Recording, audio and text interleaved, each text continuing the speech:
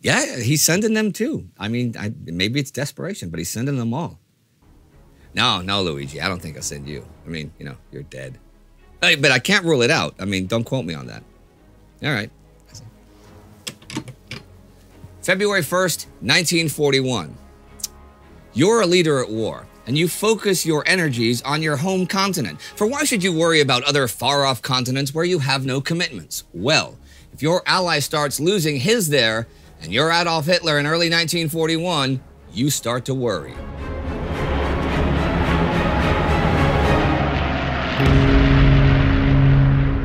I'm Indy Neidell. This is World War II. Last week, a British offensive began in Eritrea and saw some immediate gains. The big news in Africa, though, was in the north, where the British advance westward continued, taking Tobruk.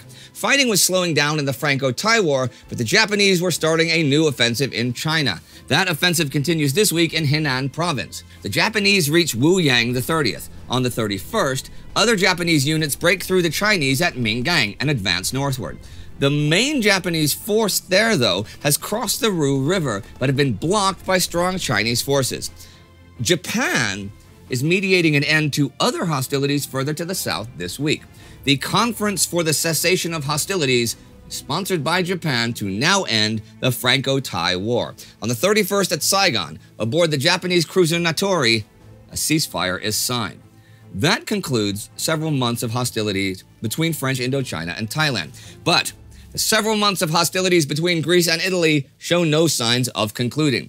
On the 26th, an Italian counterattack near Klissura has small local success. But there are two pretty big events in that conflict's high commands that happened this week. On the Greek side, on the 29th, Greek dictator Ioannis Metaxas dies. Alexandros Kourousis succeeds him as prime minister. He does not have a good relationship with Greek army commander Alexandros Papagos. We will see more about what all of this means in the near future. On the Italian side, on the 27th, Foreign Minister Count Ciano and senior members of the Italian government under the age of 45 arrive in Albania to take up active army commands in the Italian army. This bizarre measure is presumably designed to boost morale. What it does more than anything else is entertain the people at home while alienating from Italian leader Benito Mussolini everyone in his government who had to give up the comforts of Rome for a tent in the frozen Albanian highlands. Still, the army, the church, and the crown can't or won't act against Mussolini. And despite sarcastic comments by Adolf Hitler or his high command about their southern ally, Hitler realizes and has repeatedly emphasized that it is only Mussolini that ensures Italy's loyalty to the Tripartite Pact and the Axis powers. An Italian defeat in North Africa, which led to the British occupation of all Libya, would open the Mediterranean to British shipping, Italy itself to attack from the south, and quite possibly to the defection of the Vichy-controlled French colonies in North and West Africa. Moreover, the blows to the prestige of the fascist regime from such disasters, accompanied by the apparently unavoidable loss of Italian East Africa, could easily lead to the complete collapse of the whole system Mussolini had established, and this was recognized at the time. That last is very important. This is not hindsight, and already Hitler has been doing a lot. Transport planes have been helping the Italian Air Force get men and supplies to Albania. Luftwaffe planes have been sent from Norway to Sicily, and they've been bombing the crap out of British shipping. The last couple weeks, they've even been bombing and mining the Suez Canal, and if you don't think this all has a drastic effect on the region, then you are very, very wrong. But the British are trying their damnedest to do in Africa exactly that which Hitler fears. They are still advancing westward across North Africa, as they have for the past 6 weeks. Now, I have to point out, they are now advancing in different territory from the open desert.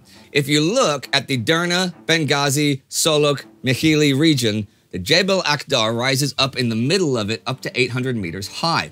This area has good soil for crops and plenty of rain, so it's been well settled, and has good local communications and a railway.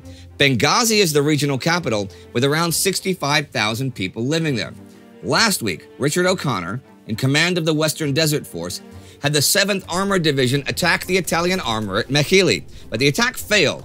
By the 26th, the Italian armor had withdrawn into the Jebel. Thing is, though the attack failed, Italian commander Rodolfo Graziani was really spooked by it and changed his mind about defending in the Jebel, deciding instead to withdraw the 10th Army all the way back to Sirte, where a strong position is being made ready. O'Connor does not know this, so what will he do? Well, even though this week British and Commonwealth forces take Mikołaj and Derna, the Italians could quite easily concentrate for a defense of the Jebel. So a direct advance from Mikołaj to Benghazi would assumedly meet strong opposition in good defensive country. What if, instead of that, he advances across the desert to Massus, which no one would see coming? If that could be done quickly enough, they might be able to surround the Italian 10th Army. He presents this plan to Archibald Wavell, an overall commander of the whole theater, and on February 1st, Wavell okays it.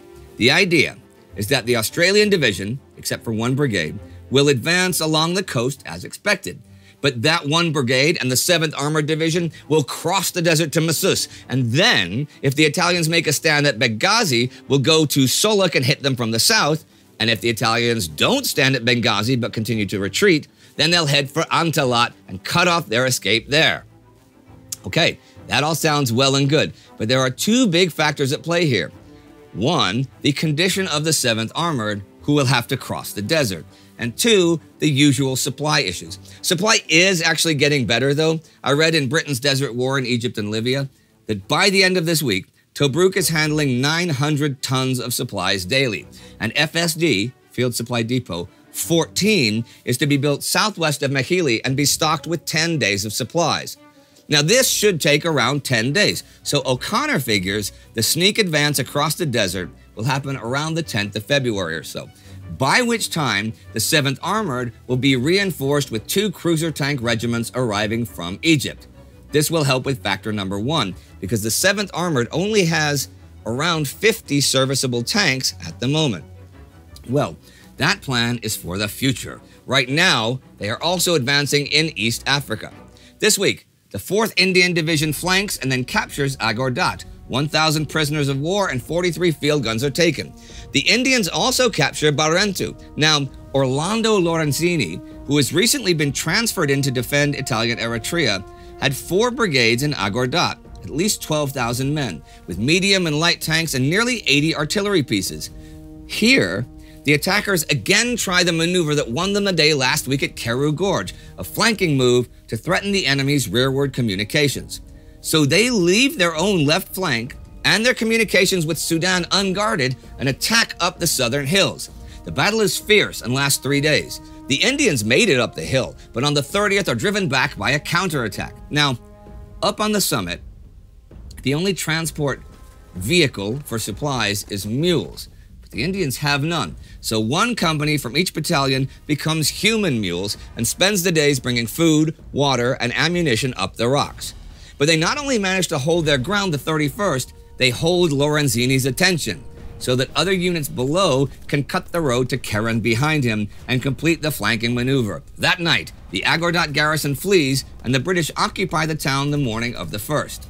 Further south, British and Commonwealth forces cross from Kenya into Italian Somaliland this week. General Alan Cunningham is in overall charge of the 11th and 12th East Africa Divisions and the 1st South African Division. The 12th Division takes Hawena the 27th. They are on the move, and they are fast. And other forces are making plans that might involve joining Britain and the Commonwealth. This week in Washington, the Europe First idea, that in the event of war in Europe and the Pacific, Allied policy will be to defeat Germany first, is raised.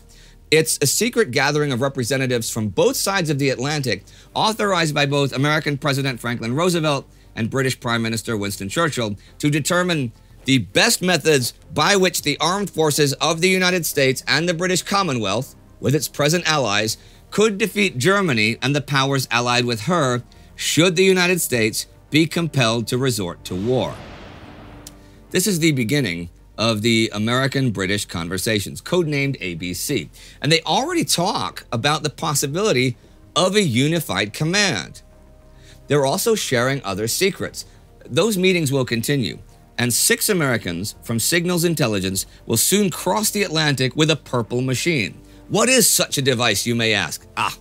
It is basically the Japanese equivalent of the German Enigma coding machine, and it has been cracked. The Americans and the British can now read Japan's secret diplomatic, naval, and consular messages. These messages, like those from Enigma, will be decoded at Bletchley Park. And here's another American political note. On February 1st, Admiral Husband Kimmel is appointed commander of the U.S. Navy in the Pacific. This is part of a big reorganization. The U.S. will now have 3 fleets: Atlantic, Pacific, and Asiatic.